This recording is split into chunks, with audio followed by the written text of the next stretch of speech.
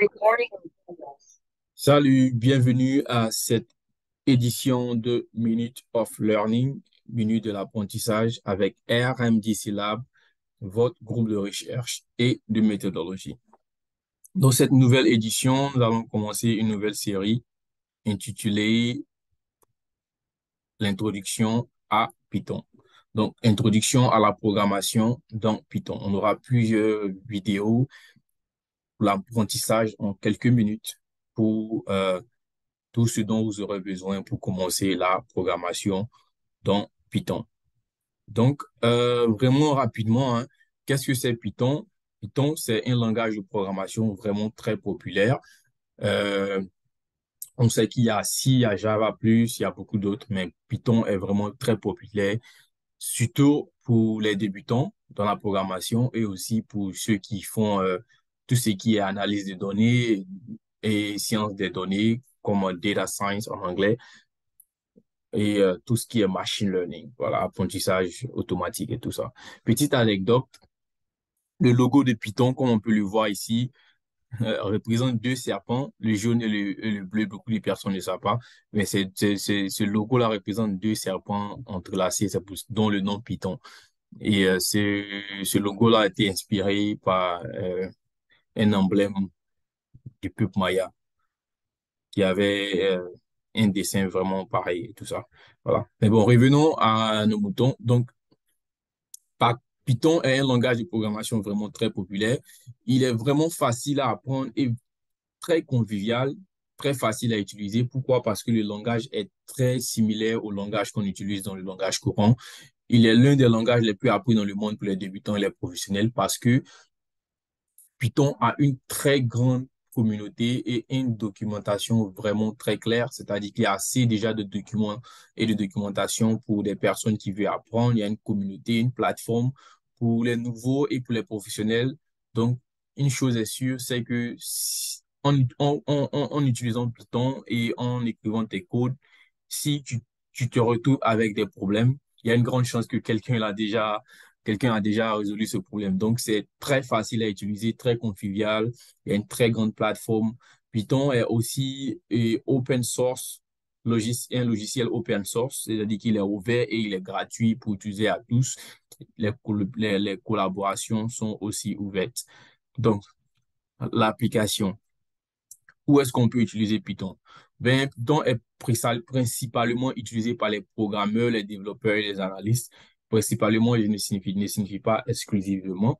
Ce ne signifie qu'il est utilisé aussi par plusieurs autres personnes, mais c'est principalement les programmeurs, développeurs et analystes. On l'utilise pour le développement, déploiement, création et tout ce qui est analyse des données, machine learning, deep learning, apprentissage automatique, sciences des données, on utilise Python pour tous ces différents domaines-là. Et Python est aussi applicable à plusieurs domaines. Si tu es dans la finance, dans l'économie, dans tout ce qui est statistique, on utilise Python pour toutes ces choses. Il est vraiment applicable à plusieurs domaines. On peut voir un peu Python comme Excel, mais dans le monde de la programmation. Beaucoup de choses qu'on fait en Excel, peut-être tu fais aussi avec Python.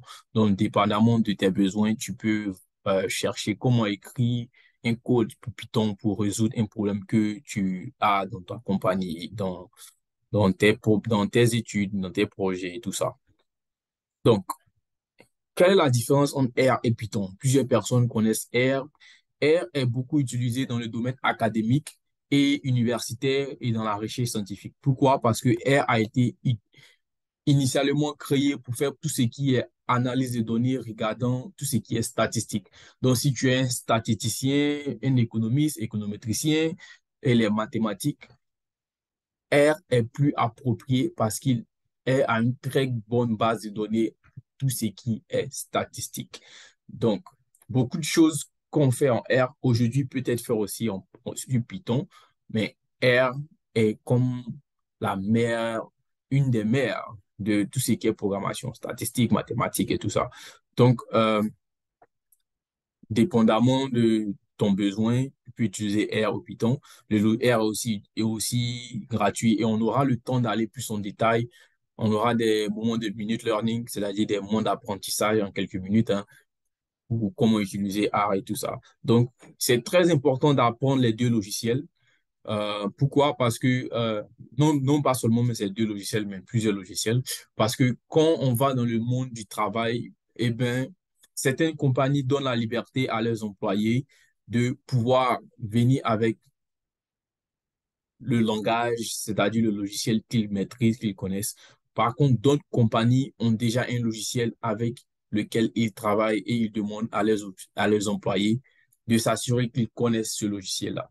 Donc, c'est très important de pouvoir connaître plusieurs logiciels et surtout R et Python. Voilà. Donc, aujourd'hui, l'agenda d'aujourd'hui sera très simple. Pour commencer, on va voir comment accéder à Python. Il y aura trois méthodes pour accéder à Python. Comment accéder à Python? Il y aura trois méthodes. Il y aura la version locale, il y aura la version hybride qui est un peu locale et un peu en ligne, et il y aura la version complètement en ligne. So, dépendamment de ta position et de ta disposition, tu utilises la version qui te va le mieux. Euh, mais pour le reste de nos minutes of learning, nous, on va utiliser la version en ligne, mais sentez-vous libre d'utiliser toute version qui va le mieux pour vous. Voilà. Donc, la première version, c'est la version locale. Bien sûr, il y a les avantages et les inconvénients de chaque version. La version locale, les avantages, c'est que on peut télécharger directement la version qu'on désire utiliser sur sa machine, sur son ordinateur. Et après le téléchargement, on n'a plus vraiment besoin d'Internet. Donc, si vous vous retrouvez dans une situation où Internet peut être un problème pour vous. Donc, la version locale sera la plus appropriée pour vous parce que les autres versions ont une grande dépendance à l'Internet. La version locale, après le téléchargement, plus besoin d'Internet.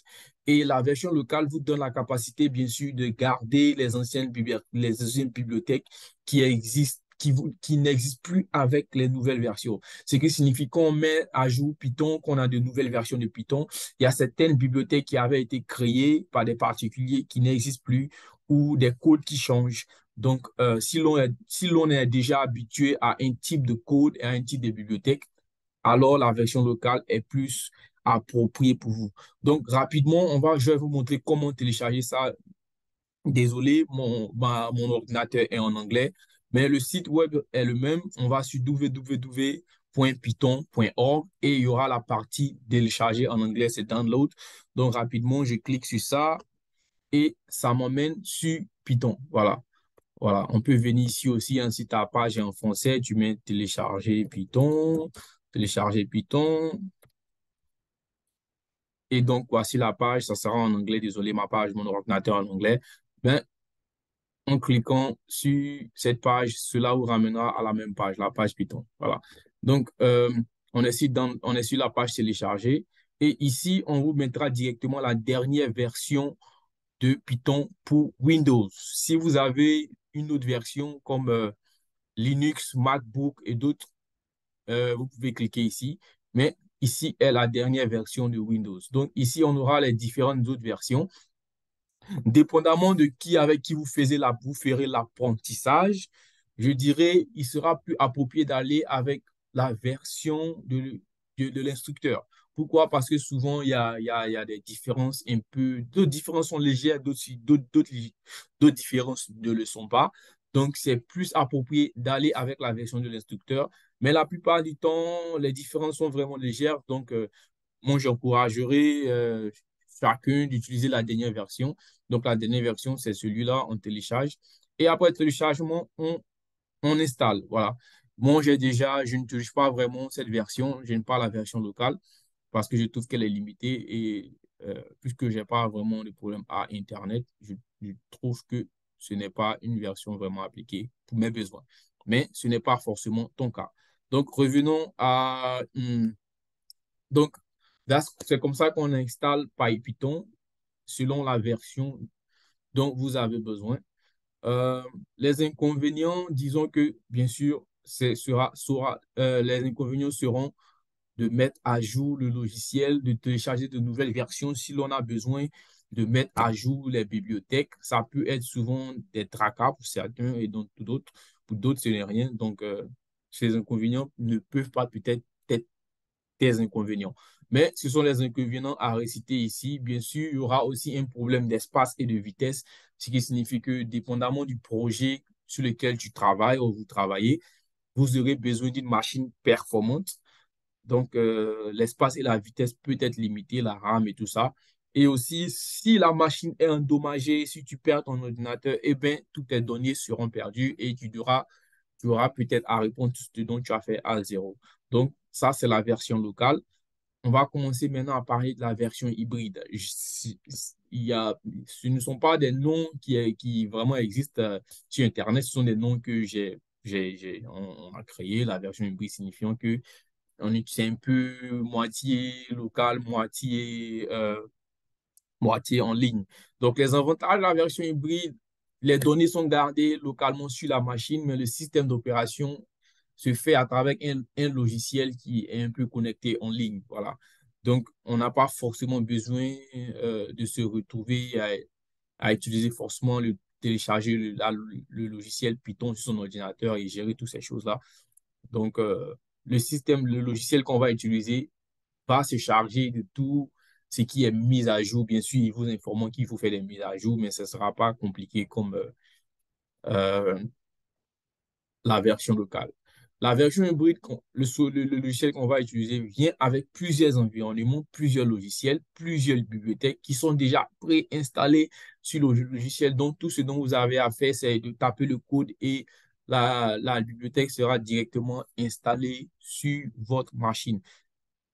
Et le logiciel qu'on va utiliser est appelé Anaconda. Donc, rapidement, on va sur www.anaconda.com et distribution ou partage. Voilà. Et je vous rappelle encore ma page, mon ordinateur en anglais. Donc, la page sera en anglais. Mais je crois que chez vous, avec Google Translate, la page doit être en français. Donc, quand on vient sur Anaconda, Anaconda, sur la page distribution ici, Anaconda distribution, on a ici la capacité de télécharger Anaconda pour Windows. Et Anaconda vient avec la dernière version de Python 3.9. Comme on allait sur le site, la dernière version actuellement, c'est 3.11. Anaconda utilise encore 3.9. Donc, les différences sont mineures, hein. Et la taille, c'est juste 611 mégabits, so ce n'est pas très grand. On peut aussi télécharger pour MacBook et Linux. Donc, je clique télécharger et on télécharge Anaconda et ensuite, Anaconda ressemble à quelque chose comme ça. Voilà. Euh, si vous avez d'autres problèmes, j'ai déjà installé Anaconda sur mon ordinateur. Donc, techniquement, après avoir installé et téléchargé Anaconda, après avoir téléchargé et installé, le téléchargement est fini, Anaconda va ressembler à quelque chose comme ça. Voici la page. Et voilà, on a les différents environnements, les communautés. Et comme je l'ai dit, Anaconda vient avec plusieurs autres logiciels. Voici par exemple R, on va peut-être étudier plus tard, R. Mais si on veut utiliser R, on a ici R Studio qui vient avec Anaconda. On a aussi d'autres softwares comme Speeder, qui est aussi une plateforme qui permet d'utiliser Python. Et on a aussi Jupyter Notebook. Jupyter Notebook est aussi une plateforme qui nous permet d'utiliser Python. Voilà. Désolé. Donc, voici la première plateforme qui nous donne accès à Anaconda avec, avec la plateforme Speeder. Donc, avec Speeder, Speeder nous donne l'expérience du programmeur avec la position pour écrire le code, pour voir le code, la console et puis les sources. Voilà. Donc, rapidement, je tape print pour dire que le tirer et puis voilà. Je tape un code là. Voilà. Et ici, Speeder va travailler le code et nous donner le résultat qui est là. Voilà. I love Jesus. Donc, c'est vraiment simple. Voilà. Speeder nous donne l'expérience de Python, c'est-à-dire que quand tu télécharges Python, ça doit ressembler un peu à ça. Voilà. Maintenant, on peut aussi télécharger Jupyter Notebook. On peut aussi utiliser Jupyter Notebook qui ouvre une page sur Internet. C'est la partie en ligne qui est là. et Jupyter Notebook va accéder à votre ordinateur et les transférer en ligne. Voilà. Donc, ça, c'est toutes les pages qui sont sur mon ordinateur. Et là où je veux garder mes données, là, j'irai sur cette page, je vais sur Desktop. Et ici, je vais sur ce qu'on appelle New, nouveau, et j'ouvre un nouveau Python. Python 3, la dernière version, ça sera 3.9, selon Anaconda, bien sûr. Et donc, je clique et ici, j'aurai accès à Python en utilisant un Jupyter Notebook.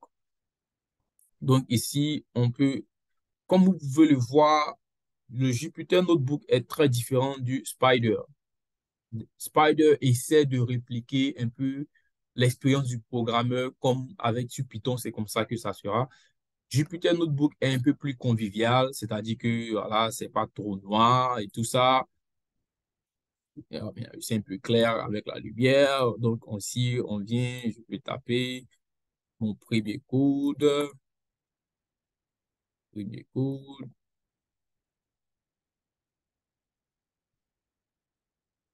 Ah, désolé. Donc, mon premier code et le résultat, vous recevez le résultat juste en bas. Voilà. Et c'est comme ça, j'ai pris des notebooks. Quand c'est fini, vous enregistrez. Et la page que vous avez utilisée, si vous avez utilisé sur le desktop ou dans le document, le résultat, les données seront sauvées sur cette page. Voilà. Donc, ça, c'est Anaconda. C'est ce que j'appelle la version hybride.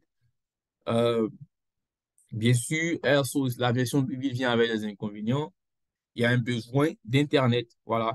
Donc, si on n'a pas Internet, on ne peut pas utiliser le logiciel, malheureusement. Et il y a aussi des mises à jour à faire, mais ces mises à jour sont limitées comparées à la version locale. Il y a aussi un besoin aussi d'espace et de vitesse. Voilà, parce qu'on utilise bien sûr votre machine locale, donc ça peut être aussi limité. Et si les données sont perdues, eh bien, la machine est endommagée. Mais pour remédier à cet inconvénient, on a aussi une version d'Anaconda in the cloud, c'est-à-dire qu'on peut utiliser la version en ligne et tout est sauvé en ligne. Et on n'a pas besoin de perdre nos données ou on peut utiliser OneDrive sur notre ordinateur pour que tout ce qu'on fait sera enregistré en ligne. Voilà. La dernière version sera la version en ligne. C'est la version qu'on va utiliser pour tous nos enseignements de Minute Learning, pour l'introduction à Python. Les avantages de cette version, c'est que tout ce dont on fera sera complètement en ligne. Ce qui signifie si on n'a pas de problème avec Internet, on n'a pas à se casser la tête. Si on perd notre ordinateur, si on est en France, on est en Côte d'Ivoire, on est en Chine, on est au Mali, on n'a pas notre ordinateur, on va simplement sur Internet et on a nos données. On peut travailler sur nos projets partout dans le monde à tout instant, à tout moment. Pas besoin d'un ordinateur, pas besoin d'avoir notre ordinateur personnel avec nous. Toutes nos données sont enregistrées en ligne. Un autre avantage de la version en ligne, c'est que toutes les bibliothèques sont déjà préinstallées avec toutes les versions de Python, la dernière version. Donc, euh, tout ce dont on a besoin, c'est un compte Google. Si tu as un email Gmail, un Gmail compte, c'est que tu as déjà un compte Google. Donc, tout ce dont tu as besoin, c'est un compte Google et d'Internet. Toutes les bibliothèques sont déjà préinstallées, ce qui signifie qu'il n'y a pas de besoin de faire aucune mise à jour pour l'Internet et plutôt pour les logiciels et puis les bibliothèques. Tous sont déjà installés. Et avec Google, on a déjà accès à toutes les anciennes bibliothèques depuis Python 1 jusqu'à la dernière version de Python. Donc, c'est vraiment, vraiment convenable pour des personnes qui ne veulent pas se déplacer avec leurs ordinateurs et qui n'ont pas de problèmes d'Internet. Un autre avantage, c'est la collaboration.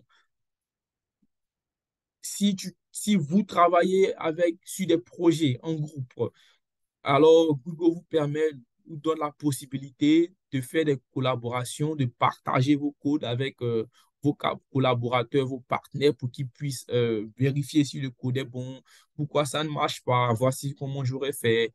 Donc, la version en ligne de Google Collab, c'est comme ça qu'on l'appelle le truc, Google Collab, vous donne la capacité de collaborer avec vos partenaires. Et le dernier avantage que je pointe ici, c'est l'utilisation gratuite d'un GPU. C'est-à-dire, pas besoin de se préoccuper de l'espace. ni de la vitesse de votre machine parce que tout est enregistré, tout se fait avec un compte Google, tout se fait en ligne, ce qui signifie que on n'a pas besoin d'avoir une grande RAM, on n'a pas besoin d'avoir beaucoup d'espace sur son ordinateur parce que tout est enregistré en ligne. Il y a aussi la version professionnelle où on vous donne un peu plus d'espace et un peu plus de RAM. Mais bon, pour des débutants et pour certains projets, je pense que Google Colab, le normal Google Colab est plus accessible à tous et facile à utiliser. Voilà. Donc, rapidement, voici le lien. On va mettre tous les liens dans dans la partie description de la vidéo pour que vous puissiez accéder. Donc, je clique sur le lien rapidement et voici Google Colab. Quand je clique sur le lien, on me demande est-ce que je veux un nouveau notebook et directement, j'ai accès à Python en ligne. Voilà. J'ai accès à Python en ligne. Désolé, ma page est en anglais. Mon ordinateur en anglais. Mais j'ai accès à Python en ligne. Je peux faire tout ce que je veux. Comme, voilà, même chose. Print, code. Voilà. Et bon, on a besoin un peu de temps. Voilà, 2 plus 2 equal 4. 3 multiplié par 2, ça fait 6. Voilà. Donc, rapidement, on a aussi Python en ligne avec un compte Gmail. Voilà. Si vous n'avez pas le compte Gmail, vous pouvez rapidement venir ici. Désolé. On vient sur Google Drive et on vient sur Nouveau. Et ici, on vient en bas, plus d'applications. Et ici, vous pouvez taper Google Colab. Voilà. Et rechercher. Et ici, vous pouvez installer Google Colab. J'ai déjà installé, donc il n'y a pas de souci. Voilà. Donc, c'est comme ça on,